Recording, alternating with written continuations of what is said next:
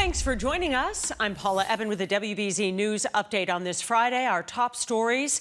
We told you about a family from Plymouth stuck inside an apartment in Gaza City.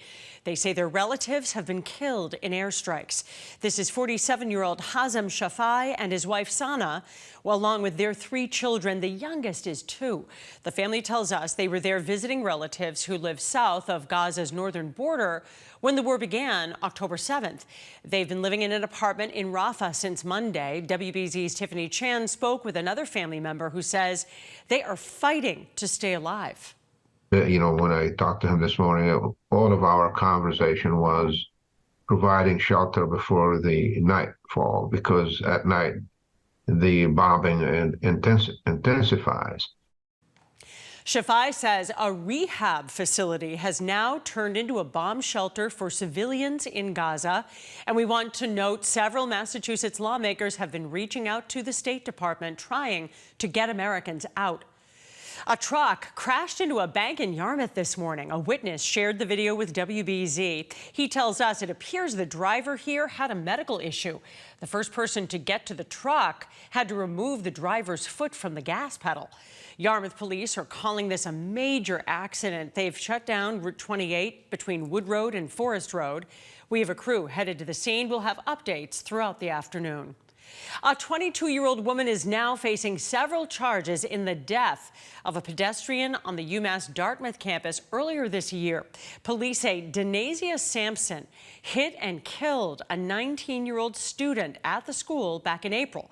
Officers responding to the scene say they found him in the road with significant injuries, and he was taken to the hospital where he later died. She is due back in court next month.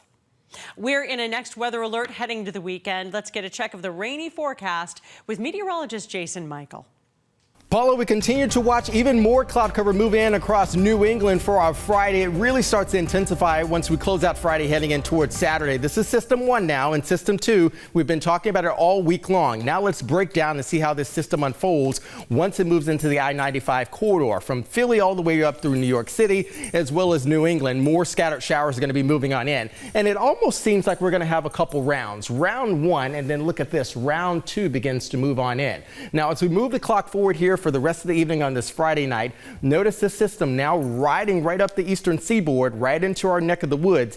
That will likely increase our rain showers once we get into the heart of the day on Saturday.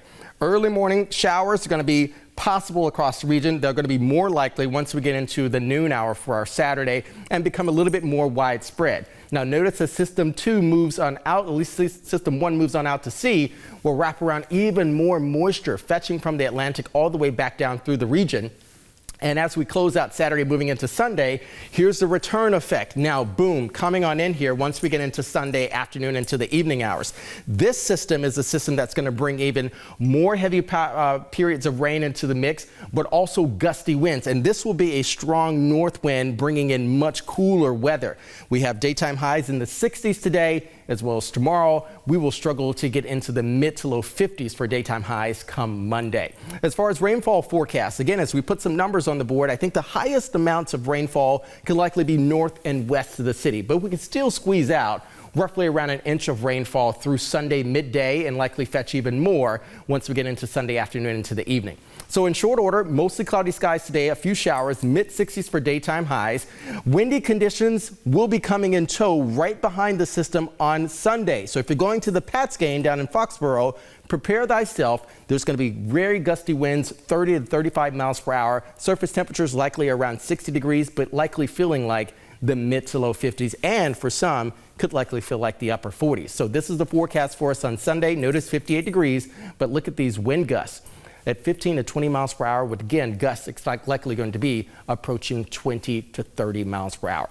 So in short order, again, watching this system move on in, that wraparound effect is really going to pull in even more showers for us on Sunday, and maybe some rumbles will be coming on in as well. So if you're outside this weekend, remember this: when thunder roars, go indoors. Here's the next 7 for you. So temperatures cooling off once we get into Sunday, mid 50s for high temperatures, 40s in the overnight. But notice on Tuesday morning as we wake up, it's likely going to be widespread frost across the region with overnight lows getting back into the 30s. We haven't seen that in quite some time.